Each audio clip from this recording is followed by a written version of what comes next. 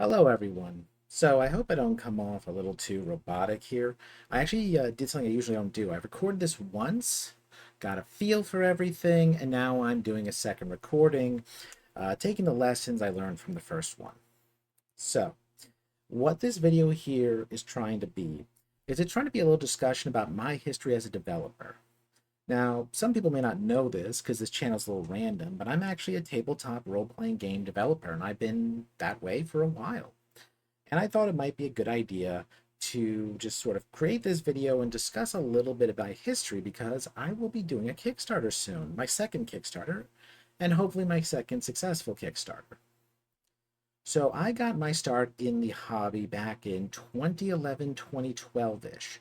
You see, I was invited to a game of what was called Legends D20 by Rule of Cool. Now, Legends D20 was, you see, back then it was the post 3.5 era. And during that era, there was a lot of games fighting for the throne of being the next D20 system.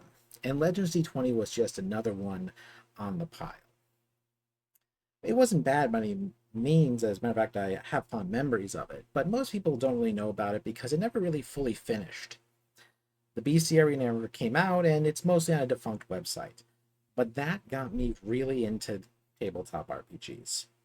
Made a Dragonborn Paladin. Are they even called? Yeah, no, they were from 4th edition. And that's where the term Dragonborn comes from.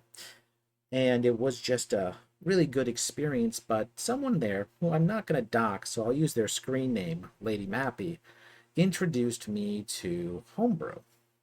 They pushed me to try Homebrew out, and I made some 3.5 classes, specifically prestige classes. Those didn't really go over too well. To quote them, they weren't that good, but they were my first attempt. And around that same time, I was trying to also go from there to make my own games. None of those really have survived, and they're all lost to my old hard drive. I remember there was a My Little Pony game that used dice as stats. There was a game called Pauldron that was trying to be inspired by Metroidvania's obsession with item collection, but in a tabletop game. It never really went anywhere, and I think there's actually games on itch that have done that better. Now, some people might find this surprising that I would have go out to make my own game so early on, but if you know the history of the hobby, it's really not that strange. If you ever read Designers and Dragons, which is published by Evil Hat, you'll actually see that this kind of habit started really early on. Some of the earliest tabletop games pretty much came out a year after D&D, because D&D is very specific, and so is the F20 sphere in general. And so it really shouldn't be too surprising that people would see those games and say, well, I want to make something a little different. As a matter of fact, what's great about the hobby is just how much it's expanded. Now, after that point, I kind of put development a little bit on hold, but after the campaign, I went back with it with gusto.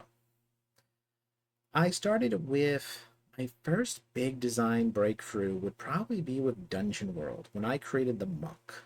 Originally called it the Mystic because I think I was up my own arse about OSR stuff because, Dungeon World is like a mix of OSR and PBTA. And that one went okay. I mean, if you bought it on DTRPG, then you know how many times I updated it. It's on version 3.0, and that's the last version it's ever going to be on. I was so nervous. If you bought it, you know. I, I updated it so many times. I was just so worried about it. Well, after that, I started to experiment with making my own games fully.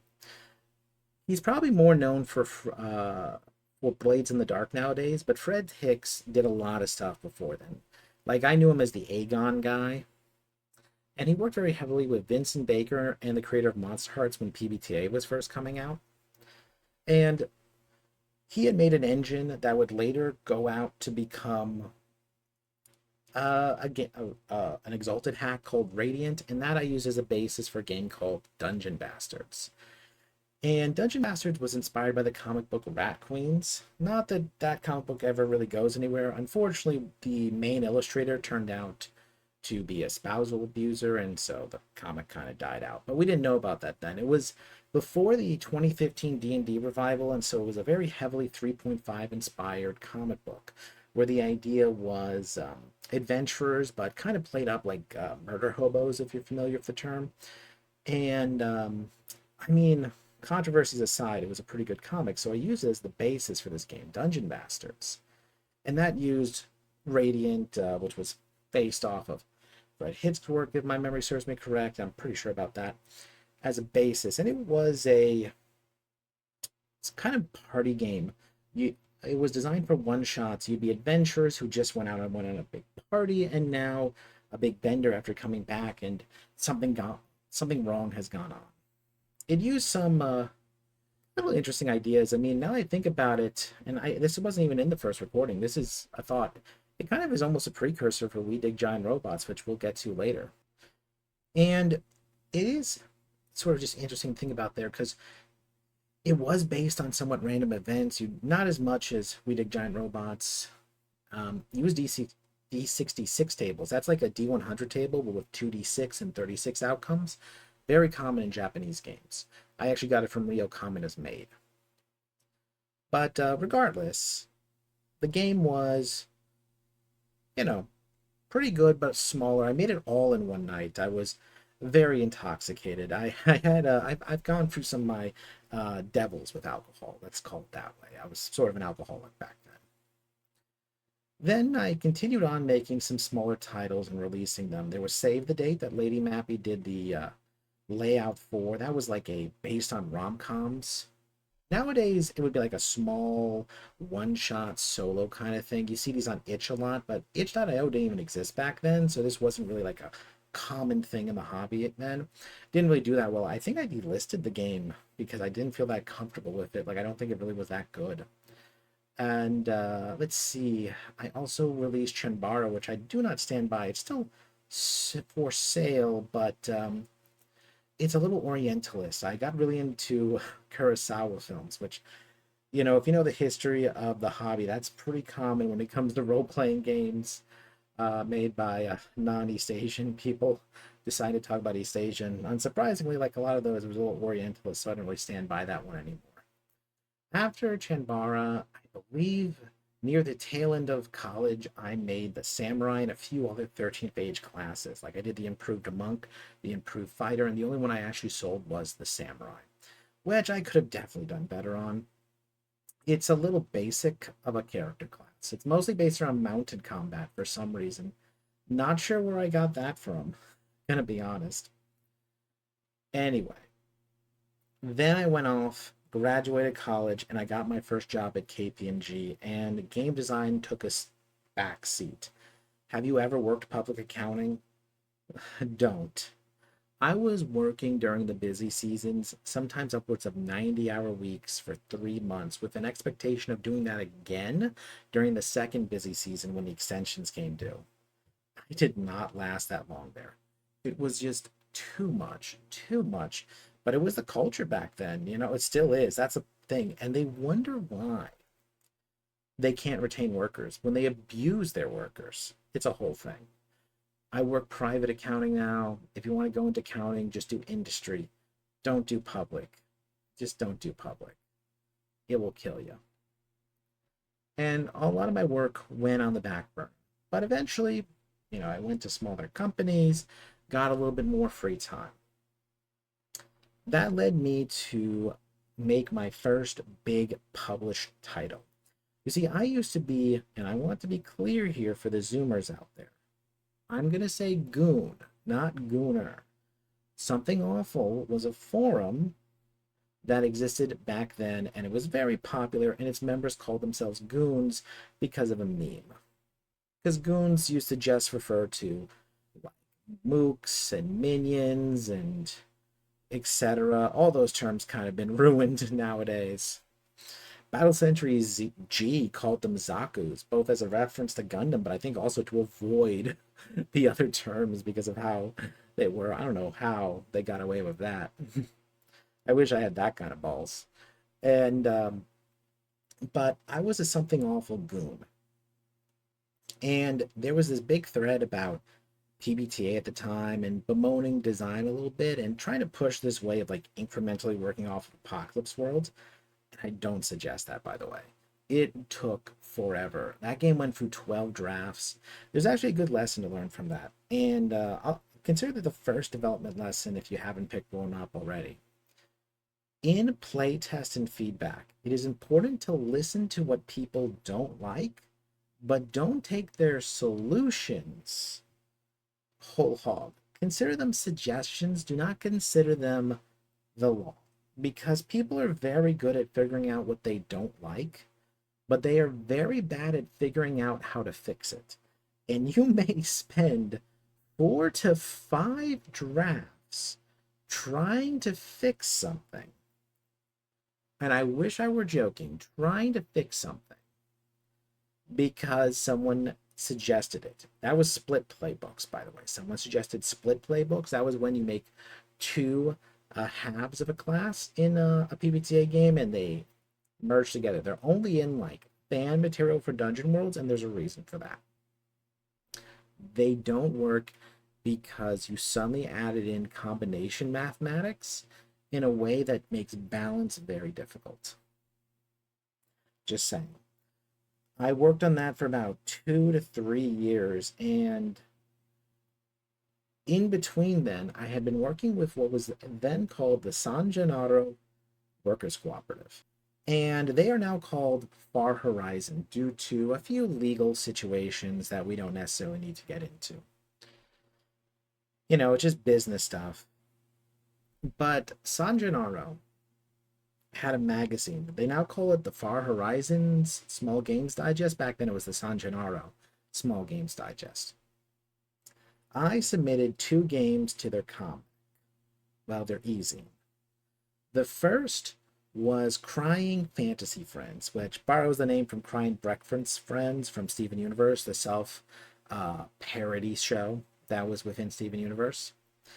And it was essentially taking from Jenna Moran's Chubo's Marvelous Wish Granting Engine, but applying it to retired fantasy adventurers trying to enjoy their golden years and overcome the trauma of their experience being adventurers. You can see the Steven Universe inspiration in there. It was pretty good, and I worked well with the team, so they called me back to work again, and I did. And that's when I released Shaping the Stars for another one of them. And that was my Avatar The Last Airbender meets Mass Effect game, which also went really well. I could have done some things better for it, 100%. I think I could have done better with Shaping the Stars. That's one of the ones where I don't think I did super well with. But it went well, and the production was good. So we released both of these titles, and, I work well with the team. I work well with the management there, so to speak. It's a workers' cooperative. And so when I pitch Friendship Effort Victory, my first major title, it goes through. Now that's the game I mentioned I was working on for 12 drafts. It was a PBTA. Vincent and Meg Baker, Apocalypse World derived. You've probably heard of PBTA. Masks: A New Generation, Avatar Legends. Let's see, what's another good one? Monster Hearts, Dungeon World, Monster of the Week. No, not Band of Blades. That's Forged in the Dark. Well, technically speaking, Blades in the Dark is considered a PBTA game by the creator, Fred Hicks, but not really relevant. It's not what you think of. And Friendship Effort Victory was specifically inspired by a specific era and style of Shonen Jump comic book. Shueisha Shonen Jump. And that was series like One Piece, Naruto, Bleach, and one could argue also My Hero Academia, which have very similar tropes and themes, a more group ensemble cast with the fight train dynamic, and a few specific tropes. And the game went over really well. We didn't do a Kickstarter, but I wanted to be, partially because I knew it was my first major release, and I wanted to just focus on delivering a quality product. And so a lot of that I have to thank Lib, and I have to thank Falco. Obviously, I need to thank my editors as well and my proofers, but I say this a lot. Lib's art really helped me out with my first 2 major releases. They're an amazing artist. Excuse me. Lib is an amazing artist. Falco is an amazing layout person. And, you know, take this as the second developer lesson and a little bit of a statement on the industry.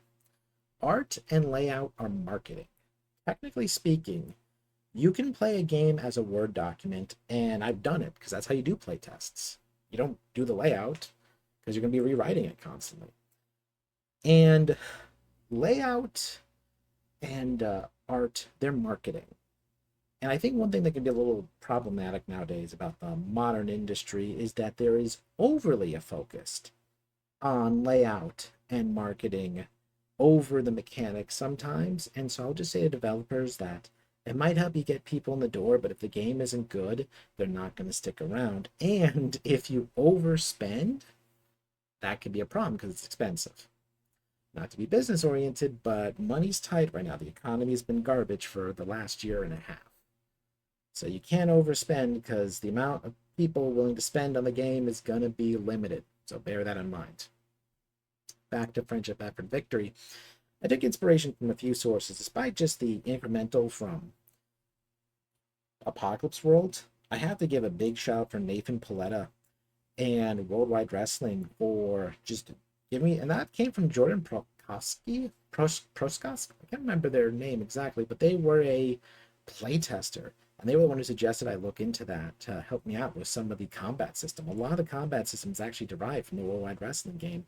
And I have to thank Jordan for showing me Nathan's work to help me finish Friendship After Victory, because doing a proper Shonen Jump game, it took me a while, but that ended up being a great framework to work off of. And I did change a lot, but it was a great framework for it.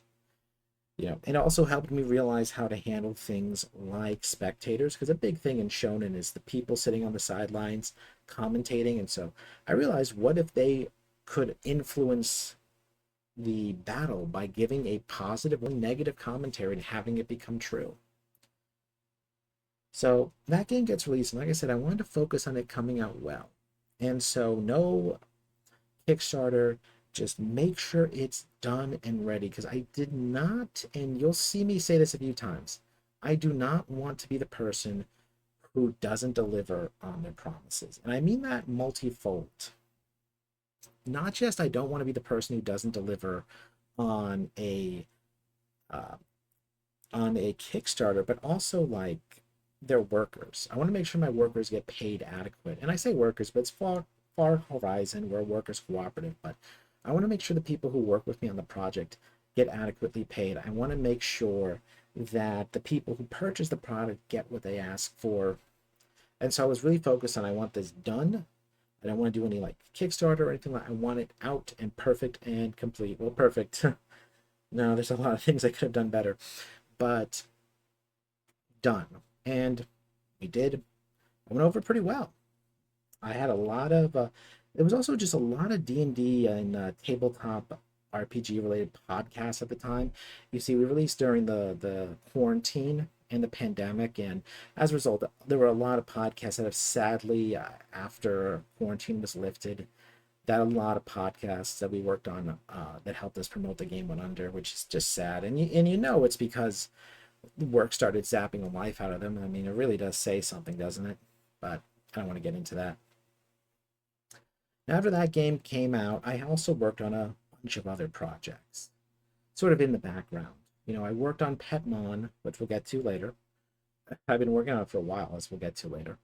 But I also worked on some other titles. Like around this time, I think is when I started working on The Lost, after having a talk with the main actor of Sponsored by Nobody, which is another natural play podcast, which I think I was on 2 unreleased episodes related to Cities Without Numbers. But they were talking about urban fantasy and how rarely urban fantasy has really kind of deals with like queer identity, and how often it doesn't deal with a few other elements. And so I started work on The Lost. And this was back in like, oh, a long time ago. It'll be funny because The Lost is going to come back up. I also think this is around the time I got really into Cortex, and I started working on a bunch of Cortex projects. Unfortunately, Fandom and later Direwolf never released any licensing for it, despite what I would argue promises from the Kickstarter. I mean, I don't want to start nothing, but if you say there's going to be a system reference document, there is an implication of a license. They claim there wasn't. I'm just saying. What is the point of an SRD with no license? They only came into existence because of licensing. Just saying. So a lot of those games just remain free fan hacks, like my Power Rangers hack, that I'm pretty proud of, because that was one of my first times experimenting with layout, and I think I did a great job with it. You can find it on Reddit, called Power Rangers Prime. I actually made it partially because I was not a fan of the Renegade Power Rangers game, and for my last part of the review that's now on a deleted forum, web forum, I think it's also on Something Awful's Fatal and Friends. I had prepared that game and then I never finished reading Renegade, and so I never released the game except out of Reddit. Go figure. And I had a lot of fun doing those hacks. I love Cortex because I love Marvel Heroic role playing. Anyway, I started working from there though. Around that point in time, I kind of realized that Wild Hunt, which is my Fate game, that Petmon, etc., they weren't going to hit out as soon as I would have liked. So around that time, I wanted to make sure we were putting something in production. So I looked at a game I had started working on for the magazine, but never finished. And I have a few of those, like Pretty Card Hunters, because I was really into Pretty Cure at one point. But I have so many unfinished games that are on my blog, by the way, so many unfinished games, more than you would imagine. Or games that are finished, but I just don't stand by anymore. And I didn't even mention, like, I'll mention one, Justice Friends, which was like based off the golden age of superheroes, and I just don't stand by that one anymore. It's on my website if you want to see it. So many games I never ever finished or don't, and some I even, oh, there's more than I list here. Let me tell you. If you go to my blog, FNG or Friendly Neighborhood Gamer, you'll see them on my projects page. Some of them are real cringe, let me tell you. You know, oof, I'm remembering one. If you find it, it starts with a D. Ugh, regret that one. Mm-mm-mm. Anyway, I do regret never finishing that zombie fantasy one. You know, it was like a zombie apocalypse game, but it was like in the fantasy because I saw a Skyrim zombie apocalypse mod and it gave me ideas. Never finished that one. Kind of wish I did. I still could, but I'm not really that interested anymore. But I wanted to put something into production, so I looked at one of my unfinished games, and that was We Dig Giant Robots. Dig Giant Robots was inspired by Megas XLR. And I realized that I could finish this game and we could sort of put it into major production since it was never going to be in the magazine. I think during that period of time they had slowed down on the magazine.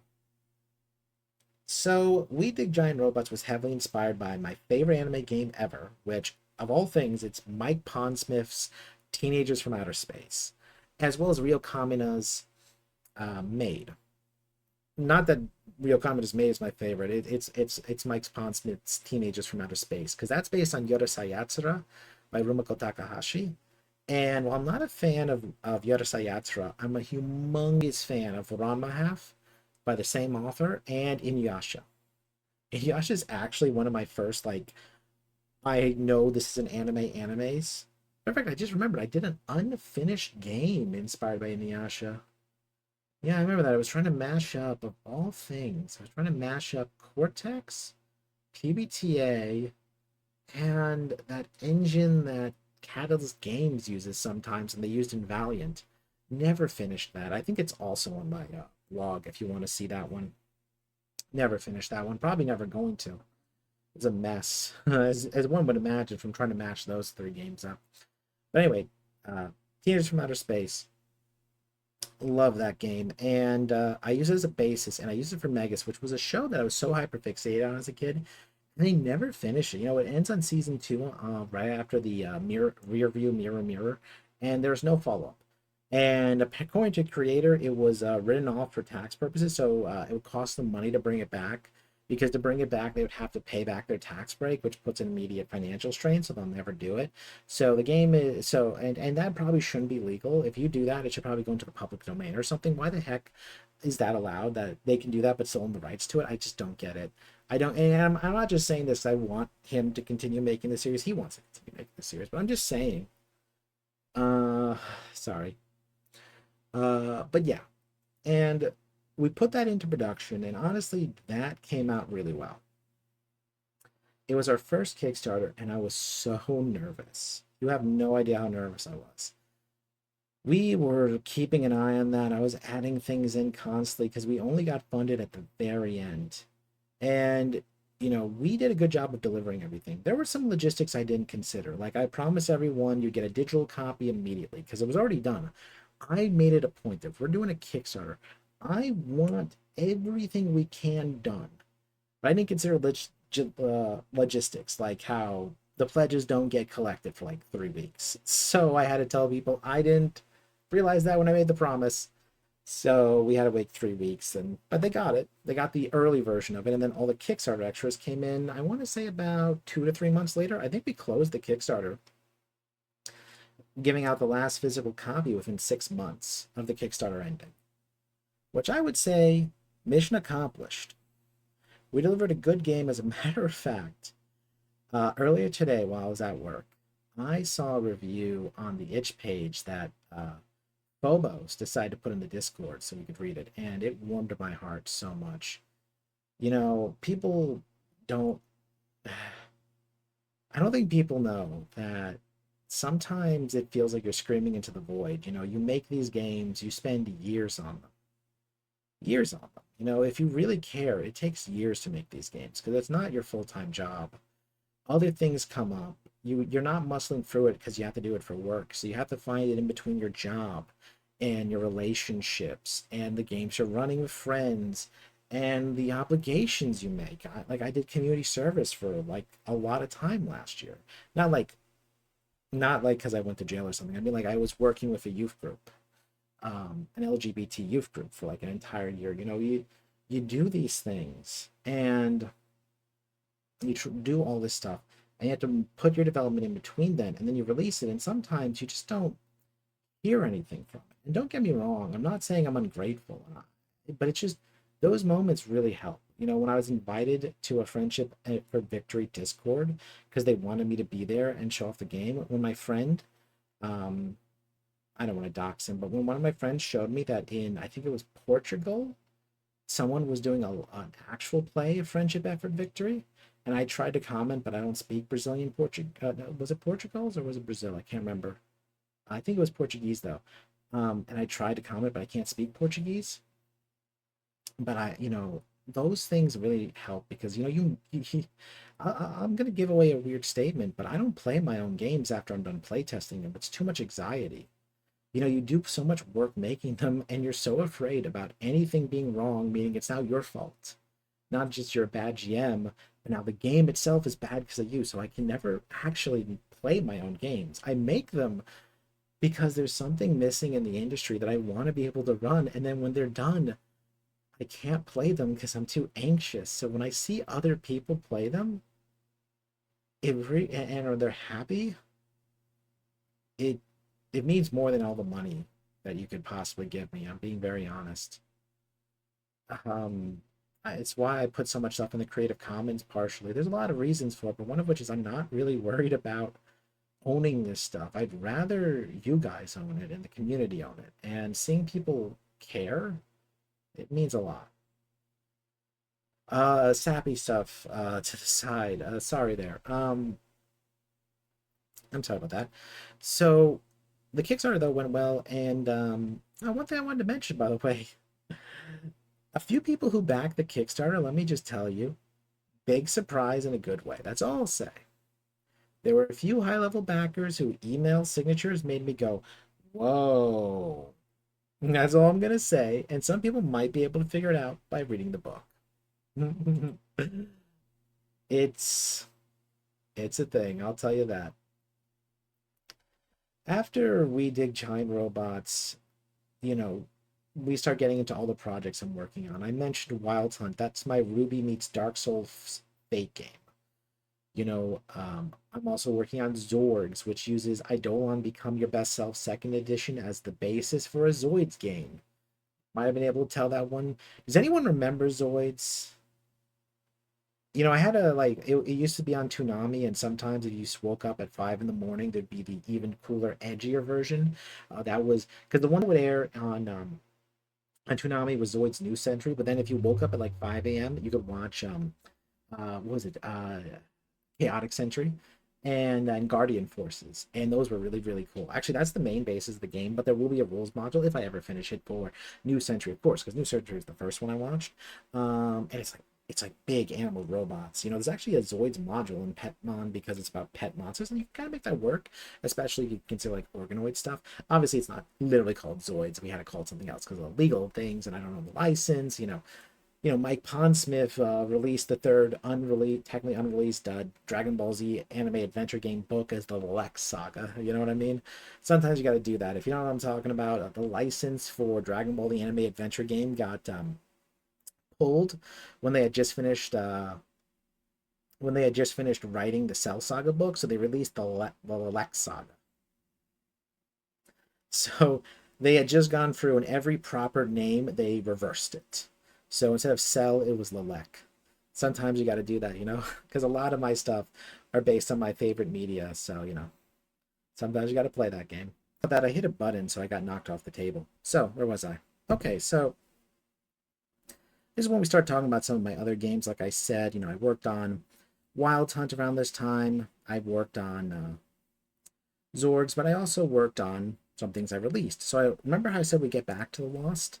That was my 2-column Fate game. And, well, I finally went back in 2025 and released that for Pride 2025. It was an interesting experience, digging up that old game. You're going to hear similar stories soon. And revisiting it as an older person. That's my 2-column Fate game. It's superhero inspired. And the funniest thing about it is, if you want to know how old it was, it happened when I was watching and playing Persona 5 when it was new. The scene where Makoto awakens their persona, somehow it gave me the idea for the game. Everything clicked into place. Everything, like a moment of awakening, just every little bit of what the game would be came in almost fully formed. I wish I was joking, when it comes to the premise at least. And every person I've shown the Lost to and said that to has no fucking idea what I'm talking about. And to that I say, even I don't know. But it's what happened. It hit me like a spark. The next thing you know, I had started working on it, put it away for a few years, and came back to it. I released that for free. And there were probably maybe even some other titles I forgot to put in my notes that I put out. Oh, yes, because around that time I started working on a few games I would release at the moment in Ashcan and SRD form. So that's when I released Magnificent Heroic Roleplaying, which is a retro clone, Majestic Super Heroic Roleplaying, which is an SRD for how I would advance that retro clone, and The Lost World, which is basically, I really like the show called Jurassic World Camp Cretaceous. So I made a dinosaur game about being stuck on a dinosaur island, but it's different from Escape from Dinosaur Island because it's based on TV shows and not movies. And I actually just got the cover for it last night, and I just need to tell the artist that, yeah, I'm good with the cover and let's work out payment. And that game is going to be releasing soon. It'll probably, well, we'll see. I don't know if I want to release it so soon to the Kickstarter, but because the layout still has to be done. But that game is going to be pretty cool. And yeah, by the way, yes, Camp Cretaceous and Chaos Fury. I love those shows. I know I'm too old, but they're the dinosaur shows I wished when I was younger. And obviously, there are no direct references, there's no IP, legal stuff, you know what I'm saying? But, you know what I mean? But the inspiration is there. And I know, but dinosaurs cool though, right? Like dinosaurs cool. Um, And those went out in ash can form, and I put those on Creative Commons for like a few reasons. Partly to give back to the community, partly to keep certain things alive. People sometimes forget that when you kick the bucket or when the game goes off the marketplace, it kind of vanishes, and I hate lost media. I hate lost media, and I can go on a whole rant about that, but I just don't like that idea. So I want my stuff to be preserved. Why Friendship Effort Victories on the Creative Commons. We Dig Giant Robots should be. If it's not, I'll release it because I remember thinking about doing that. All of those titles I just listed, Magnificent, Majestic, Lost World, they're all released on Creative Commons. And yeah, I just want things to get preserved. I don't mind if people rob of me. I would prefer if they didn't rob anything to release for the Far Horizon Cooperative, because we do profit sharing, because we don't believe in obtaining excess value from others' labor. So that does hurt my workers, and I would prefer if you didn't do that. But if you want my personal opinion, I don't mind if my own funds aren't met, because I make a decent wage as an accountant. And mostly a lot of this is about paying for the creation of the books, because that's unfortunately a little out of budget. You know, enough where I can live comfortably, not enough where I can drop a few thousands on a book. You know what I mean? And not putting on the Ritz. Not in that circumstance. But considering some parts of my history and stuff, I'm feeling pretty good about where I am in that sense. But back to the game stuff. Around that time, I also released, Val Mini, creator of Panic of the Dojo, Fellowship. She's also a former goon, not gooner. And I reached out to her because forever ago, she made a game called Titan World, which was based on Attack on Titan, a show I have never watched ever. I'm not even joking, not a single episode, but I loved Titan World, the game. Did I ever tell her I never watched Attack on Titan? I never watched Attack on Titan. Never have. No interest in it whatsoever. Same thing with JoJo's Bizarre Adventure. I probably should cut that. And I loved Titan World mechanically. It was the grittiest, most like killer shonen ever. I loved it. So I went out and I said, "Hey, Vel, can I make a generic version of this so it can be sold?" And she was confused. Like, I pulled this thing out of like her dusty notebook, basically. It was something just sitting on my Mega NZ. She had no idea. Like, she knew it, but she was surprised anyone cared. And so I went over and I made a Cthulhu based one. I always say Cthulhu, it's really more Elder God based. Actually, Lady Mappy once told me about this one book where the Elder Gods were pigs, and those are referenced there. I've never read the book. I just remember Lady Mappy telling me about that once. They were Lady Mappy, not that were Lady Mappy is super, like, you should give their YouTube channel some love. I know they haven't uploaded in a year, but they are super smart. They're a great mathematician and they're so well read. A lot of the stuff I know about a lot of things comes from them. I owe them a lot. And I did made this generic version of it, and while we were working on it, we found out there's an entire subreddit dedicated to Titan World. Blew Val's mind. They had been making fan-made editions of her game. She had no idea that people cared that much. And she genuinely was moved a bit. For probably a similar reason to what I said earlier. But we released Hunt for the Elder Gods. That was a smaller release. Did it all myself. Layout, the art was Creative Commons. But I think it went pretty well. And I'm kind of, most of the game is hers. She was very generous in how she wanted the profits to be split. Honestly, she deserved more. And it was, but I added my own little things, added in a mechanic that basically put an intentional death spiral into the hold that I said you can only break if you think the story should allow it. In other words, mechanically, your hold will eventually fall because it's a bleak game. But I argued, hey, listen, there might be a way to break the Elder Gods and break the cycle, but I'm not going to give you that answer. Because I turned the whole thing into a metaphor for, turned the entire concept into a metaphor for global climate change and over using Earth's resources. So if you can come up with an answer for that, you can find a way to escape the cycle, I guess. But yeah, that was a fun one.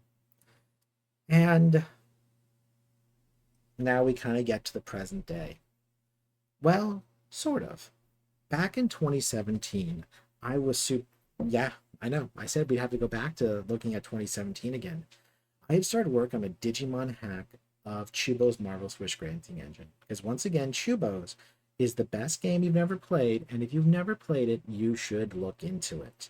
And Jenna Moran's other games, such as Glitch, Nobilis, um, Far Roofs. It took me a second to remember that one. and a few others. She's an amazing developer, and I think she pushes the field forward with almost every game she releases. And it's a crime that more people don't know about her and the stuff she makes.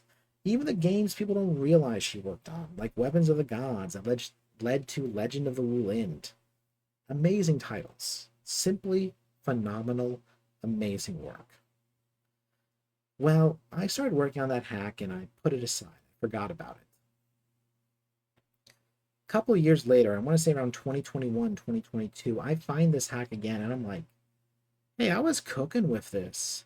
And this is what I'm also going to say, little other developer rule, save everything. You'll never know when you're going to go back and see something and realize, I can finish this game actually. I can make this. Do it. Trust me, save your stuff. So I reach out to Jenna Moran, and the way I do that is I go to another goon, not gooner, goon, Rand Breton, who knows Jenna Moran, and through Rand Breton, I get in contact with Jenna. She approves me using the engine. She's super cool, super nice person. And we get to work. There were two multi-year long play tests. One ran by me, which nobody liked, but it was an earlier version of the game, to be fair. And one run by Amber, one of our play testers. And we really just transformed that game. Now, on the Kickstarter page, I'm going to go into more detail. And on my earlier version of this video, I went into a large detail about the game mechanics, but I'm actually questioning whether or not I should do so because this video is already going to get a little long in the tooth. But I'll just discuss some things I am proud about. I am extremely proud of the damage system coming from Chubos. It is one of the best damage systems ever. You have a thing called health levels and wounds. Your health levels hold wounds. Wounds are how you narratively buy off being taken out of the scene, and they come in a few different types. For example, twisting a wound. A vampire Petmon tries to mind control you, but you turn out to be incompetent and terrible minions who ruin all of their plans. That'd be an example of twisting the wound. So it did happen, but it's not to the villain's benefit. Or you can take it metaphorically, which is one of my favorites. You're going to be sent to a hell world. Nothing actually changes, just your perspective. Every time you hear news, it's bad. Every time you eat food, it doesn't taste so good. Every time you try to enjoy yourself, something interrupts you. The truth is, nothing actually changed, just your perspective. It's hell, but only because you see it that way. Perspective drives reality. But there are also lesser ones, like living with a wound. Perhaps you get a horrible disease, but it turns out for humans, the disease that affects Petmons is just as bad as a cold. So now you're living with the wound. You have it, but it's not so bad. And a few other types. It's one of my favorite systems. Wounds become an aspect because this game uses fate aspects. I love fate aspects. And I put them in a lot of my games. And the idea behind them means that when you get hurt, you can actually use it to drive the story forward. Another big aspect is the skill system.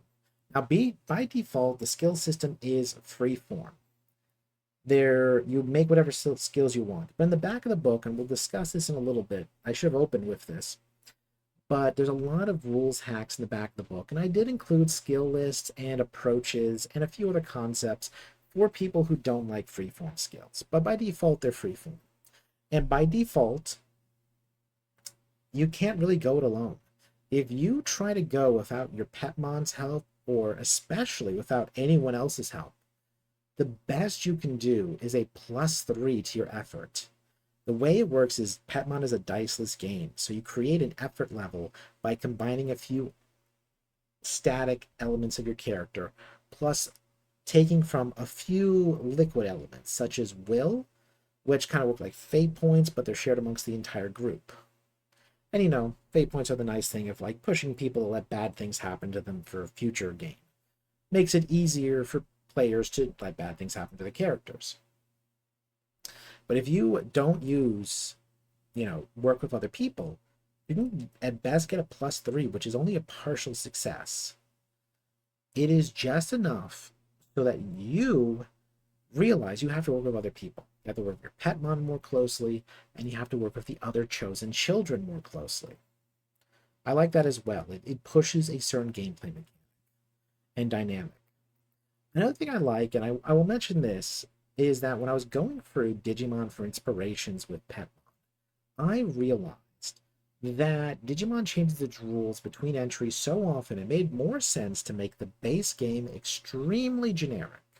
It is just you have a pet and you work together, and that's the concept in Petmon's base. But with the rules hacks and the game hacks at the back, the rules mods, those are a bunch of alternate rules. The game hacks allude to certain like pre-established media that obviously I can't name here, and you can use those to play certain things by combining the rules hacks together. Sorry, the rules mods together. The preset, and obviously you can combine the rules mods however you see fit to emulate certain types of things you might have seen before. Have to be vague on purpose here. And I think that was just a great way of handling it. It makes the game very dynamic, especially since it will be released on Creative Commons, so people can make a lot of their own games and settings with it. And on that subject, I want to also now discuss a bit about the advancement system. You see, I used a form of milestone leveling called focus episodes. You see, I was rewatching Digimon 2020. I rewatched a lot of Digimon as inspiration for this. Thanks Discotech for releasing so much on Blu-ray, by the way. I'm not going to thank Hulu, though, for providing me stuff because Big Corpo. I don't thank Big Corpos. But I was rewatching Digimon 2020 and I realized that the format on that show is kind of like, okay, every character gets an episode and then a big boss happens. And I realized that should be how I do milestone level. So I call it focus episodes. And if you want to see a preview of that, I used a similar system for the Power Rangers hack. The way it works is every kid has on their arcs. Their arcs are their virtues.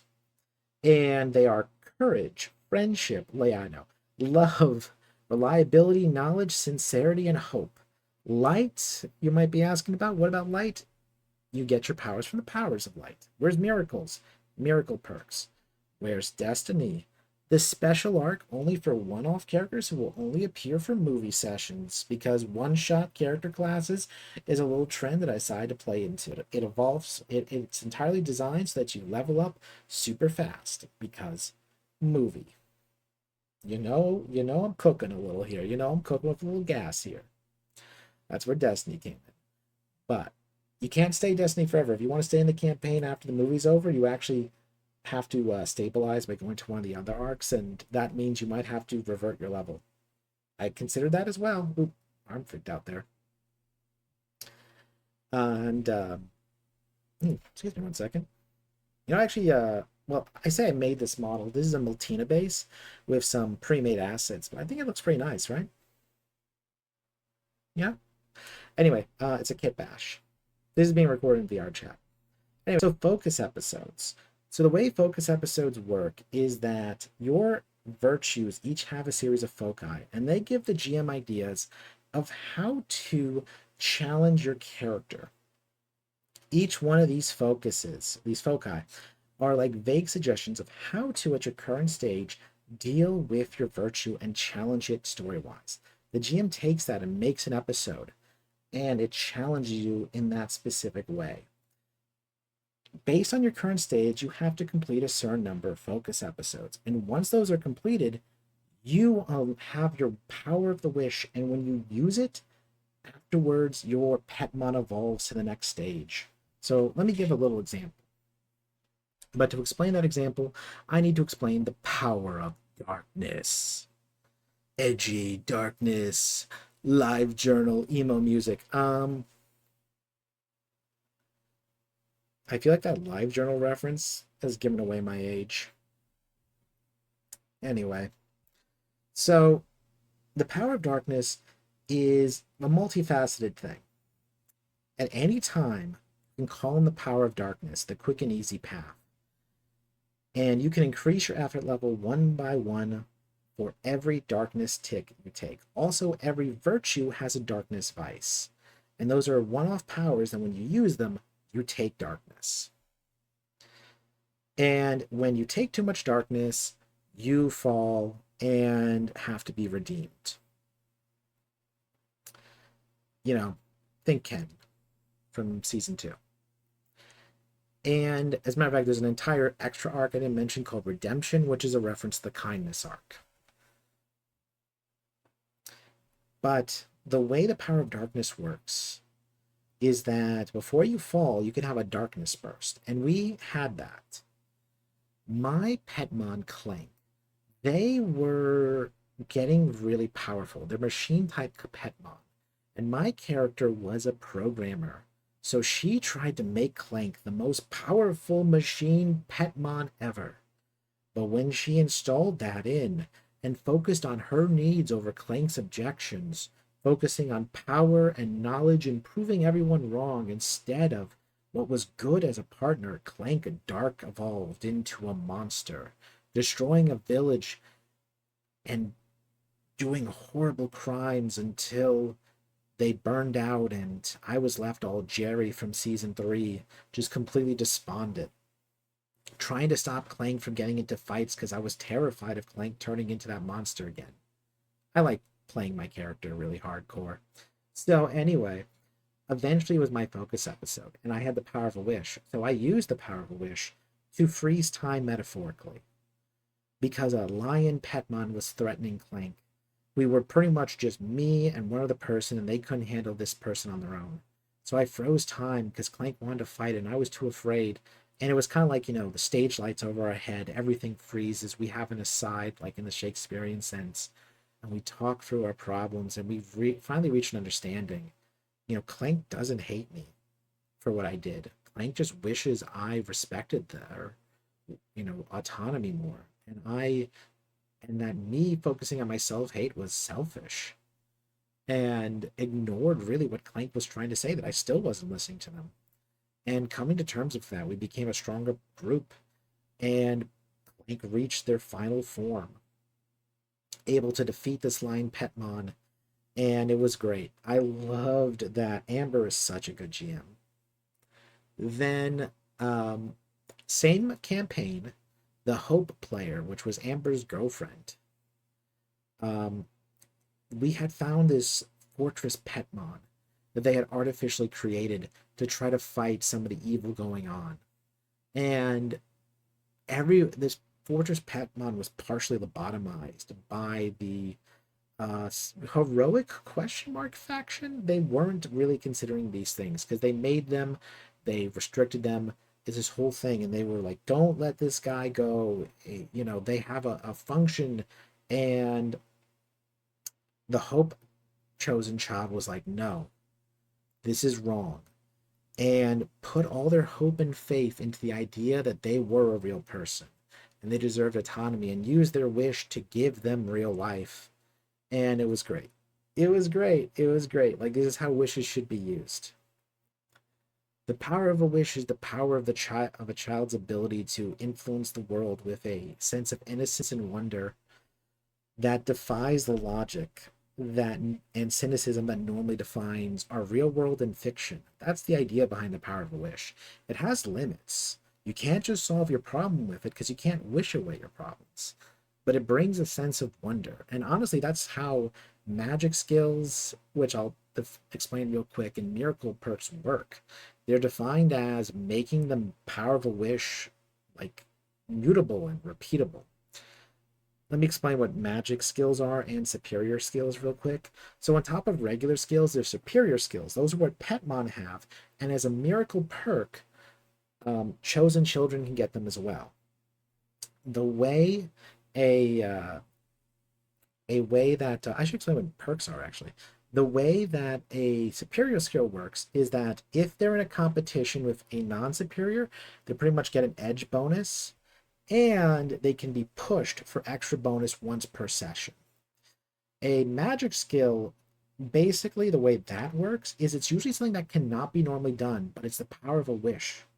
like being able to emit a healing aura of light, or being able to even communicate with the dead. You get a series of obstacle penalties that reduce your effort when you try certain tasks with it. And you can see how that works. Like the base, it usually has some basic thing you can do without an obstacle penalty, but it gets harder. So you can see kind of the differences. Like superior skills are like because you're a Petmon or because you have obtained some Petmon abilities from being in the monster world. You're better than a human doing it. And then the magic skill is the power of a wish made manifest. Now, what perks are, by the way, you get those from your virtues every time your Petmon evolves, and they represent your own power related to how you fulfill your arc. I think, for example, I remember off the top of my head that sincerity has the ability to quite a few perks about being able to better understand people and find like the emotional truth of a situation. Miracle perks are advanced perks you get after the exalted stage that you get on top of your regular perks, and there are things like obtain a magic skill, gain an extra wound levels, etc., etc. You get the idea. They represent that your character has begun to ascend past human limits. And I have failed at what I said, where I said I wouldn't rant about the rules forever. Okay, well, I could talk about Petmon forever, because I could talk about Digimon forever. And I could talk about my game forever. I mean, these things take a long time, and I don't think people always appreciate that. And I feel like my story might have shown that. Even when we started in earnest, me, I guess, writing it started in earnest, that was in 2022, and it's 2026, and we're hoping for an April Kickstarter. Might be May, we'll have to see, waiting on the cover at the moment. These games take a long time, and so you get pretty involved in them. Pretty involved in them. So I guess on my way out here, because I hope this did a good job of giving you a bit of an overview. There's many games I glossed over, some I forgot.